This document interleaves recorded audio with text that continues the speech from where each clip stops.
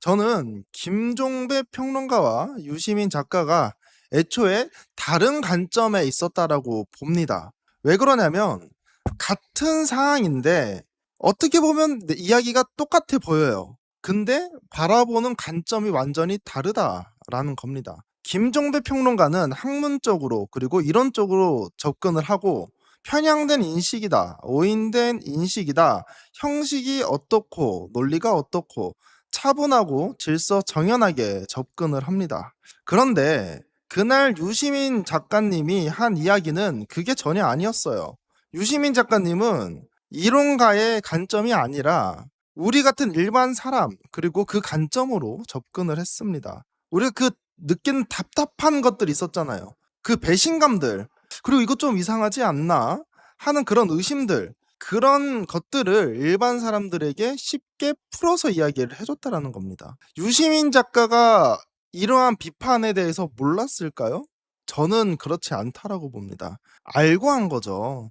유시민 작가가 이론이 약해서 어려운 말을 몰라서 그렇게 한 게 아니다. 마음만 먹으면 유시민 작가는 훨씬 더 어렵게 이론을 가지고 와서 이야기를 할 수 있습니다. 그런데도 굳이 시민들이 잘 들을 수 있는 언어를 선택했다라는 것은 그 시민분들의 감정을 한번 되짚어주고 싶어서 그러지 않았나라는 생각이 듭니다. 그런데 김종배 평론가는 그 뜻을 보지 않고 단어만 보고 있습니다. 유시민 작가는 동기에 대해서 이야기를 했는데 김종배 평론가는 단어를 가지고 따지고 있습니다. 지금 회자가 되는 게 뭡니까? 유시민 작가에게 철거, 용역, 그리고 촉법 이 단어밖에 평론에서 이야기가 나오지 않고 있어요. 근데 이 단어가 정말 우리에게 중요한 내용입니까? 그렇지 않다라는 거예요. 그 단어 몇 개 가지고 유시민 작가가 근 40년 동안 걸어왔던 길을 평가하면 안 된다라는 겁니다. 유시민 작가의 진심을 그 단어들만 보고 평가하면 안 되는 거죠. 그래서 저는 오늘 김종배 평론가에게 묻고 싶습니다. 유시민 작가가 그 동기가 대체 어떻게 반명으로 읽혔는가? 유시민 작가의 방송을 수십 번 돌려봤어요. 주말 내내 계속 그 얘기만 나오길래 아무리 돌려봐도 유시민 작가가 반명이다라고 들리지가 않았습니다. 오히려 이재명 대통령이 잘 되기 위해 가지고 잘 되는 마음으로 평론을 했다라고 생각이 들어요. 요즘 멸칭 많이 쓰죠. 그 멸칭으로 조롱당하시는 분들의 이름을 한번 보세요. 누굽니까? 김어준 총수, 유시민 작가, 문재인 대통령 등등등 그 수많은 분들 멸칭에 포함되어 있는 분들 조국 대표 노상원 수첩에 있던 사람들입니다. 계엄에 터졌을 때 가장 앞에 명단에 작성됐던 사람들이에요. 근데 그 사람들이 과연 반명일까? 저는 그분들 반명이라고 생각하지 않습니다. 그래서 오늘 제가 할 일은 이겁니다. 김종배 평론가가 유시민 작가에게 무엇을 어떻게 비판했는지 하나하나 따져가 보고 그 비판이 정말 유시민 작가에게 선 자리에 제대로 경향하고 있는 것인지 함께 짚어보도록 하겠습니다. 이거는 제가 유시민 작가를 편들고 뭐 김종배 평론가를 뭐 비난하기 위해서 하는 게 아니라 내용을 쭉 들어보고 유시민 작가가 바라보는 관점과 전혀 다른 관점으로 얘기하시고 있는 건 아닐까라는 생각 때문에 준비한 내용입니다. 영상 우선 보도록 하겠습니다. 거의 다가 하지 말라고 그러더라. 당신만 다쳐. 그래서 망하면 어떻게 했더니 딱 한 분만 선생님이 힘드시더라도 나라를 위해서 말씀해 주세요 라고 말한 분은 딱 한 분. 저도 고민을 하다가 그래도 내가 비평이라는 무대에서 평론가로서 정치인 이재명을 5년간 지지했는데 상당한 기간 동안 열심히 지지했던 그런 진영을 대변하는 비평가로서 책임 있는 설명을 해야 되는 거 아닌가? 지금 상황은 자가 면역 질환 있죠. 면역 세포가 밖에서 들어온 세균이나 바이러스를 공격해서 물리쳐야 되는데 자기 자신의 정상적인 세포를 공격하는 것이 한 1년간 거의 지속이 됐고 그 결과 지금 신진대사 이상이 나타난 그런 걸로 전 진단을 하죠. 그러면 지금 비평을 다시 시작하겠다는 건 다시 고쳐서 건강하게 회복에 만들겠다. 그렇죠. 그래서 저는 비평하는 사람이니까 시민들에게 이게 뭔지를 우선 이야기를 해야 되는 거 아닌가? 지금 무슨 일이 벌어지고 있는지부터 우리가 상황을 공유해야 그 다음에 문제 해결을 위한 협동을 할 수 있겠죠.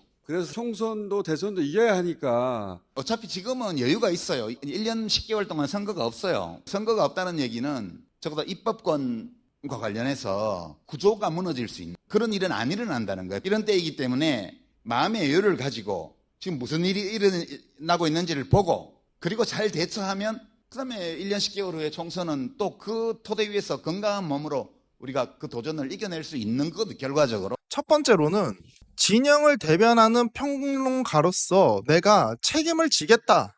그리고 시민분들께 설명하겠다라고 이야기를 하고 있고, 두 번째로는 지금 선거가 치러지고 있지 않다. 그렇기 때문에 내부를 건강하게 만들기 위해서 내가 지금 나왔다. 라고 이야기를 합니다. 이에 대해 가지고 김종배 평론가는 이렇게 말합니다. 야, 그래. 유시민 작가가 말하는 진영의 정비랑 결속, 이거 나도 인정. 그거 당연한 거야. 하지만 유시민 작가의 방법이 틀렸고 태도가 잘못됐어. 라고 이야기를 합니다. 그래서 오늘 제가 김종배 평론가가 말씀하신 유시민 장관의 방법과 태도 어떻게 꼬집나 같이 해석해 보도록 하겠습니다. 두 번째 영상 가보도록 하겠습니다. 평택을 평양인가 성수기인가 입니다. 저는 이재명 대통령이 될 때까지 가장 큰 기여를 한 사람 중에 하나가 우리 총수라고 생각합니다. 근데 문조 특례유라고 묶어가지고 저까지 들어간 건 작년 12월부터고요. 본격적으로 공격이 시작된 건 3월부터였어요. 이거하고 연관된 게 지선 전에 통합을 하라는 게 조국 혁신당하고 대통령의 뜻이었다고 정무수석이 그랬는데 통합은 당내에서 방해 세력에서 실패했고 그리고 평택을 재선거에는 민주당이 공천을 했습니다. 뭐지 이게? 그러면 그 전에 통합하라 했던 건 뭐며 통합을 하기 위해서는 거기를 단일화를 해야 되는데 김용남 씨를 공천을 해서 그렇게 조국을 죽인 거는 뭐지? 이 두 가지를 어떻게 조화시킬 수가 있지? 이런 의문 드셨죠? 유시민 장관님께서는 첫 번째, 통합을 추진하려고 했던 민주당이 평택을 재선거에 공천을 한 것 자체가 문제다. 두 번째, 그 자리에 김영남 후보를 공천해서 조국을 죽인 것이 문제다. 이 두 가지입니다. 지선 전에 조국 혁신당과 통합하라는 게 대통령의 뜻이었는데 통합을 하려면 무공천을 해야 되지 않겠습니까? 민주당이 후보를 냈으니 이건 앞뒤가 맞지 않다라는 것이 유시민 장관의 주장입니다. 그리고 김종배 평론가의 반론은 이렇습니다. 되게 어려운 말을 썼어요. 이론을 가지고 와서 이야기를 하는 거죠. 편향된 인식이다. 그리고 오인된 인식이다. 이 두 가지를 이야기를 합니다. 여기서 편향된 인식은 뭐냐?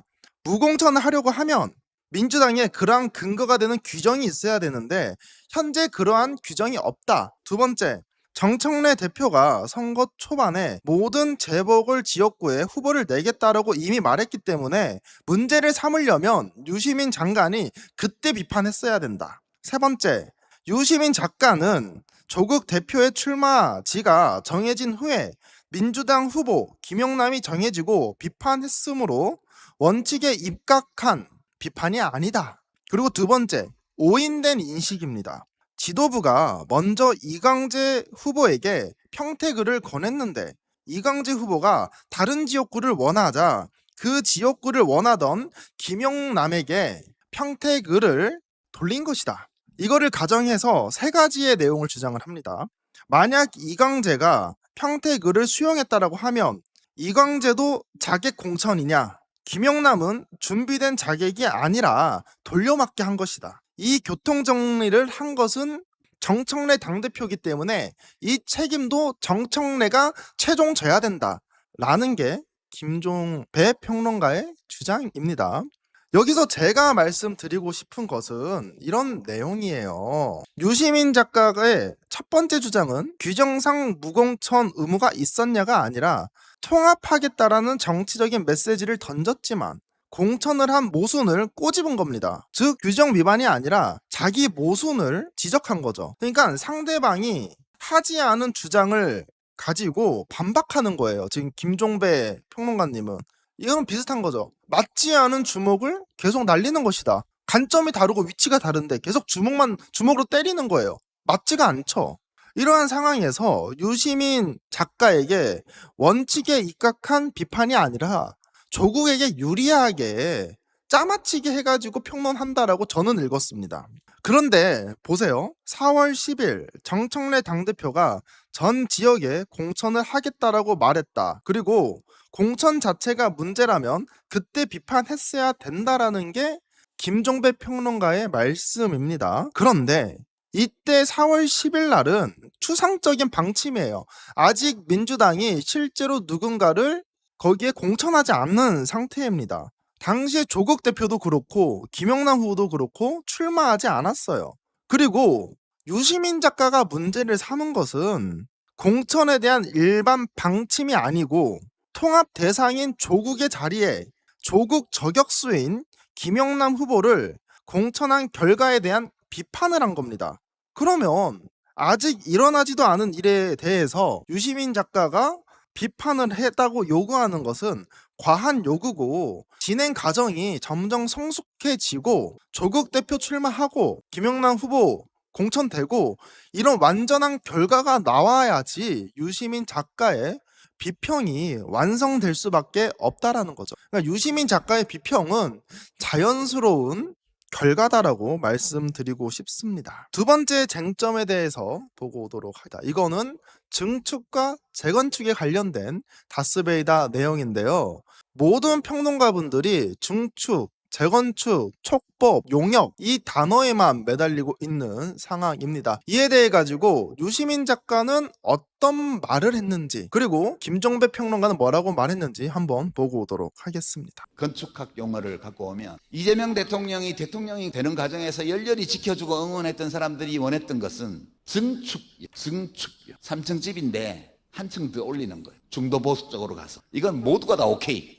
너무 좋아. 그래서 처음에 막 이상한 사람들을 쓸 때도 대통령께서 그런 뜻이 있으니까 우리가 받아들여야 돼. 이렇게 생각했어요. 근데 대통령은 재건축을 하려고 했던 것 같아요. 재건축을 하려면 기존에 있는 건물을 헐어야 돼요. 그래서 아까 제가 말씀드린 비평 공론장에 철거 전문을 투입했다. 용역을 엄청 썼다는 거예요. 제가 생각하기에. 그 용역들 중에는 너무 급하게 모으다 보니까 촉법 평론가들도 들어오게 된 거고 이 촉법들이 문제틀레이를 막 까고 그리고 청와대에서 받은 선물을 언박싱하는 사진을 SNS에 막 올리잖아요. 이거는 너무 천하고 상스러워요. 대중이 원하는 것은 증축이요. 거기서 빚어지는 갈등. 재건축을 하려면 기존의 입주자들에게 동의를 받아야 돼요. 증축까지는 이미 우리가 다 받아들인 거기 때문에 따로 동의받는 절차가 필요 없는데 재건축하려면 동의받아야 돼요. 저는 그렇게 해석합니다. 우선 유시민 작가님의 말씀은 이렇게 나뉩니다.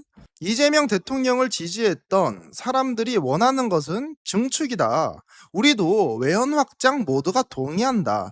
그런데 이재명 대통령은 재건축을 선택했다. 즉 기존 건물을 완전히 허물고 새로 짓는 것을 하려고 했고 재건축을 하려고 비평 공론장에 철거 정문 용역을 대거 투입을 했다.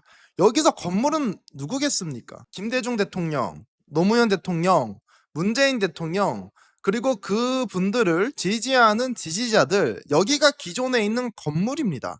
그럼 우리 지지자들이 원하는 건물은 기존에 있던 건물에 추가적으로 중도 보수를 확장하고 싶었는데 지금 이재명 대통령께서 채택하신 방법은 기존에 김대중, 노무현, 문재인 대통령 그리고 그를 지지하는 사람들을 완전히 건물을 때려 부순 다음에 새롭게 재건축하려고 하시는 것 같다라고 읽혀집니다. 그러한 과정 속에서 급하게 사람을 모으다 보니까 질이 낮은 촉법 평론가들까지 들어왔다라는 것이 유시민 작가님의 주장입니다. 유시민 작가는 대통령이 우선이 아니라 당원과 지지층이 우선이고 기존 지지층에게 동의를 구하고 외연 확장을 하는 것이 맞다라고 주장을 합니다. 이에 반해서 김종배 평론가는 이러한 반론을 펼치는데요. 첫 번째, 유시민 작가는 당원, 지지층 우선이라고 말하지만 그것은 현실과 맞지 않는다. 그리고 내가 재건축 사례를 봤거든? 첫 번째, 노무현 대통령의 열린우리당은 김대중 대통령의 민주당을 박근혜 새누리당은 이명박의 한나라당을, 트럼프 2기 공화당은 트럼프 1기 공화당을 대체했다. 그렇기 때문에 재건축은 파국적 상황에서 추진된다고 하는데 이재명 대통령은 그런 상황이 아니니까 재건축 필요가 없다는 주장에 반박을 합니다. 당의 상황이 아니라 당의 속성으로 봐야 된다. 또한 현대 정당은 당과 지지층을 최대로 모아서 선거를 승리하기 위해서 포괄 정당을 만들어야 되고 민주당도 이 포괄 정당을 지향하고 있다. 이러한 포괄 정당은 필연적으로 스펙트럼을 넓히다 보니 분열의 소지가 매우 크다. 이 구조적인 문제를 푸는 방식은 간판, 즉 인물이죠. 이재명 대통령 같은 인물을 뜻하는 거겠죠. 대중적 지지도가 높은 정치인을 구심점으로 내세워 카리스마로 당을 관리하는 것이다. 이재명 대통령의 카리스마로 당을 관리해야 되는 것이다. 근데 저는 우리가 얘기하는 건 여러분들 근데 그겁니다. 이재명 대통령에 대해서 뭐라고 하는 것이 아니라 이재명 대통령의 정책 그리고 더 나아가서 인선에 대해서 이야기를 하거든요. 그러면 그 외연 확장을 할 때 인선이 도대체 누구였냐라는 거예요. 그 인선 생각해 보자고요. 첫 번째, 이해운, 김용남, 고노울, 통미령 이런 사람들, 보수에 있던 사람들을 확장을 했어, 외연을. 그러면 이 사람들의 카리스마로 국민의힘에 있는 사람들 끌고 올 수 있습니까? 중도 보수에 있는 사람들 끌고 올 수 있습니까? 그 사람들의 카리스마로 끌고 올 수 없다라는 거죠. 그리고 간판이 교체되면 그를 보좌하고 추종하는 그룹과 함께 교체되고 당의 중심이 완전히 바뀐다. 당의 중심 교체는 상수다. 다만 그 과정에서 파국이 벌어지는 변수다. 이전 중심이 순순히 수용하느냐 반발하느냐에 따라서 갈린다. 그러니까 기존의 지지자들이 순순히 받아들이면 싸울 일이 없고 순순히 받아들이지 않으면 분열, 싸우게 된다라고 지금 김종혜 평론가님이 말씀하고 계십니다. 이에 대해서 저는 이렇게 생각합니다. 어떻게 생각하느냐? 유시민 작가의 논점을 상황론으로 축소했다라는 거예요. 상황을 본다라는 거예요. 상황만. 김종배 평론가는 유시민 작가의 주장을 파국 상황이니 재건축은 불필요하다는 상황 판단으로 정리한 뒤에 상황이 아니라 속성을 봐라 라고 반박을 한다. 그런데 유시민 작가의 핵심은 상황이 아니라 절차적인 정당성, 즉 재건축에는 입주자 동의가 필요하다라는 거예요. 김종배 평론가의 중심 교체는 상수다라는 명제는 교체가 일어난다라는 사실을 말할 뿐이지 그 교체가 동의를 거쳐야 하느냐라는 유시민 작가의 물음에는 답하지 않았습니다. 어차피 바뀐다는 것과 동의 없이 바꿔도 되느냐는 전혀 다른 논점입니다. 상대의 정당성을 사실 불가피성으로 바꿔온 셈이라 논점에 어긋나 있다. 또한 김종배 평론가 같은 사례, 자기 주장을 약화시킨다라고 저는 생각을 합니다. 노무현 대통령, 박근혜 대통령, 그리고 트럼프 이 세 사람의 사례를 든 것은 중심 교체가 늘 일어나는 상수가 아니라 오히려 중심 전면 교체는 파국이라는 특수 조건에서 일어났다라는 겁니다. 이거는 유시민 작가님이 말씀하신 명제와 가까워요. 김종배 평론가님이 말씀하는 내용보다는 유시민 작가가 주장하는 내용과 훨씬 더 가깝습니다. 이것은 완전한 교체라고는 단정히 성립해야지 그러니 동의 따질 것도 없다라는 게 함의하는 것인데 부분 교체와 전면 재건축 사이에 이 구간을 건너뛴 게 바로 김종배 평론가가 말씀하신 겁니다. 비평 생태계와 자가 면역에 대해서 말씀을 하셨는데 이것도 보고 이야기 나눠보도록 하겠습니다. 그리고 무조건 대통령을 찬양하면서 이 문조틀레유 대통령에 대해서 요만한 이야기라도 뭐 싫은 소리를 하거나 이런 사람들을 무차별 공격하는 이 양상이 온오프라인을 통틀어서 진행이 됐습니다. 이 정치 비평의 영역에 철거 전문 비평가를 투입. 입만 열면 문조틀레유 공격을 한. 이게 철거 전문이에요. 그들만의 힘으로 다 이걸 철거하기에는 너무 버거우니까 용역을 썼어요. 저는 이거를 용역 평론가라고 그러네요. 예.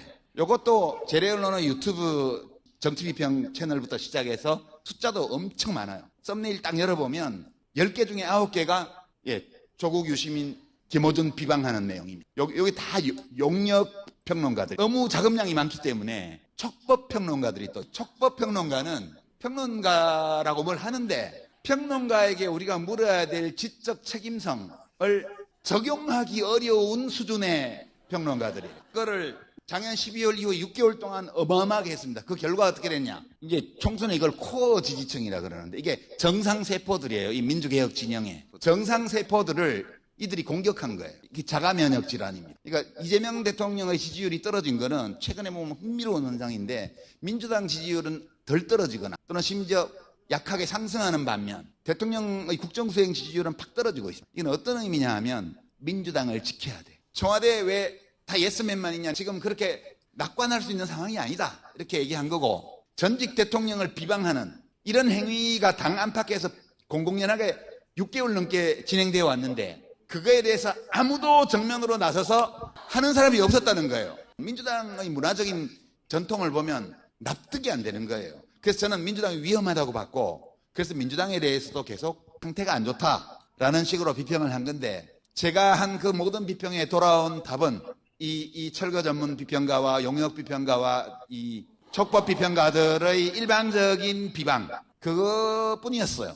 그 정도의 발언에도 그렇게 쏟아지는 걸 보고 제가 전화해서 상의했던 모든 분들이 하지 말라고 한 거죠. 유시민 작가님께서는 이렇게 말씀하시죠. 무조건 대통령을 찬양하면서 조금이라도 싫은 소리 하는 사람 무차별 공격하는 양상이 계속 벌어지고 있다. 온라인도 그렇고 오프라인도 그렇고. 여기서 공격 대상은 누구냐? 그 멸칭 아니겠습니까? 멸칭. 문재인 대통령, 조국 대표, 총수, 유시민 작가 이런 사람들을 멸칭으로서 계속 비하를 하고 있다. 그러면 이 정치 비평 영역에서 철거 전문 비평가를 투입한 거다. 그래서 두 가지 용어를 썼다. 첫 번째, 용역 평론가가 있고 이 작업량이 워낙 방대하다 보니까 실력 없는 촉법 평론가들이 여기에 동참하게 된 것이다. 그래서 지금 코어 지지층이라고 불리우는 사람들, 정상 세포들이 이 사람들을 막 공격하고 있는 거다. 이것을 바로 자가 면역 질환이라고 한다. 이게 유시민 작가의 주장입니다. 이에 반해서 김종배 평론가의 주장은 네 가지로 말씀드릴 수 있습니다. 유시민은 스스로 진영을 대변하는 평론가로 규정하고 있다.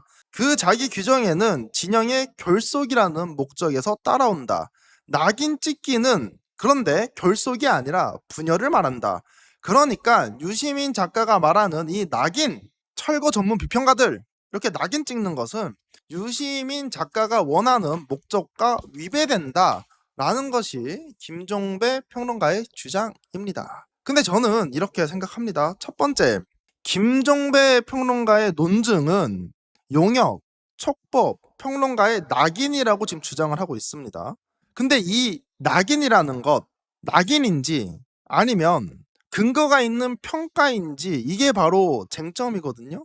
근데 김종배 평론가는 그런 것들은 전혀 따지지 않고 무조건 처음부터 야, 유시민 작가가 촉법 그리고 철거 이걸로 지금 평론가들 낙인 찍는 것이 아니냐 이렇게 가정하고 논리를 펼쳐나가고 있습니다.